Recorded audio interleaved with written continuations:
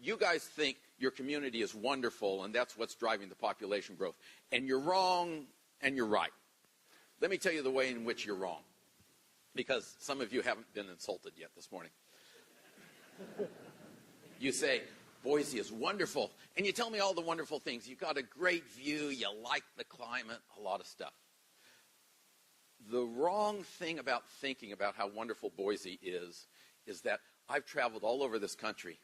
I have been to the most miserable parts of the United States of America. I have spent a summer day in Shreveport, Louisiana. There is nothing worse. But you know what the folks in Shreveport say? This is a wonderful place, God's country.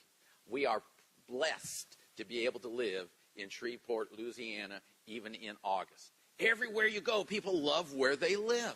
So the fact that you think Boise is really great doesn't mean anything to me. Yeah, I'm glad you like your place. What means something to me is this population number. Look where it was back in 2007. A lot of people moving in. And as an economist, I'm trained, ignore what people say, watch what they do. And what people have been doing is moving into Boise. And so I don't care whether I think it's beautiful or not. The fact is people are voting with their feet. Now, then the recession came, and people slowed down their movement. And this is typical not just for Boise. Everywhere in the country, people slowed down their movement. To move, incidentally, most people who move from one state to another are in their 20s or early 30s. They don't own a house in the first place, so they don't have to worry about what they can sell their house for. And in order to move, they need a sense of optimism and a little jingle in their pocket to handle their transition. And in the recession, they didn't have the optimism, they didn't have the jingle, and that's why your population growth slowed down. But this change in the population growth is really critical to the overall economy. So let's envision a community that has 4% population growth, and envision that the residential developers are building new bedrooms to grow the housing capacity at exactly the population growth rate. 4% growth of housing stock in line with the 4% population growth. They're not building too much one year and too little the next.